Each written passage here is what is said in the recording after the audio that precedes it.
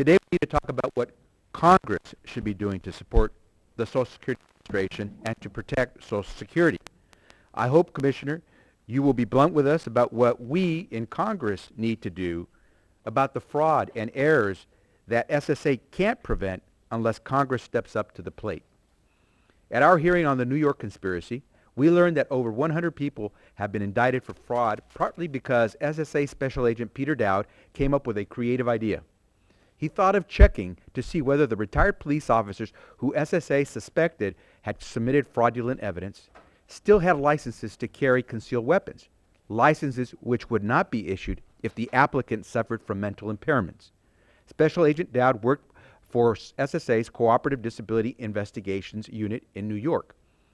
Since this CDI program began, CDIs have successfully pursued over 30,000 fraud cases, saving taxpayers over $3.5 billion. But what if the New York scheme had unfolded in one of the 29 states that don't have a Special Agent Dowd because SSA can't afford to staff a CDI unit in those states?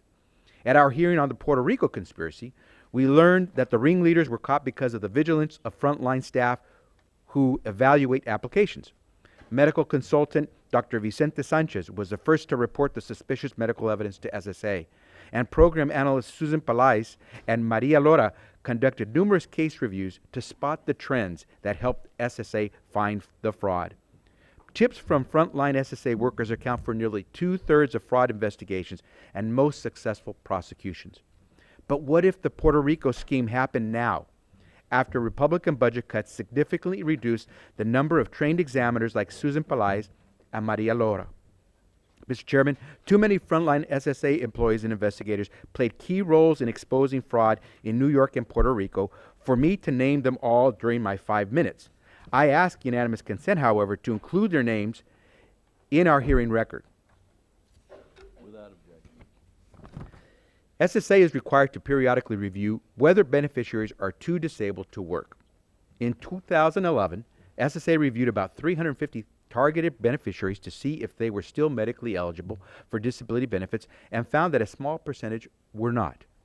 Social Security's chief actuary estimates that those reviews will eventually save taxpayers $5.4 billion, a return on our investment of $13 for every $1 spent. But what about the 1.3 million cases SSA couldn't review? Since 2011, our colleagues on the Republican side in the House have prevented over 1 million case reviews by blocking program integrity funding authorized by the Budget Control Act. Let me be clear. Those failures to protect Social Security aren't the SSA's fault. In 2012, Social Security paid 56 million Americans over $600 billion in earned benefits. SSA had a 0.22% overpayment rate. That's less than 0.5% overpayment rate. This low error rate didn't happen by accident. It happened because the SSA has conscientious, well-trained staff. But since 2011, Social Security has lost thousands of highly trained employees to budget cuts. Ultimately, Congress is responsible for protecting Social Security, and Congress needs to do its job.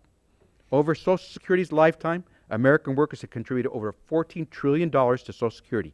The Social Security Trust Fund currently has a $2.7 trillion surplus, money American workers have contributed and that they will need when they retire.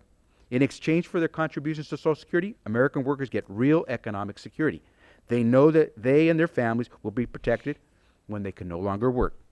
For 77 years and through 13 recessions, including the 2008 Wall Street recession, Social Security has paid Americans their benefits that they've earned on time and in full. That means it's vitally important that we prevent fraud, waste, and errors that could drain the trust funds and prevent us from paying Americans the benefits they earned and depend on to pay their bills.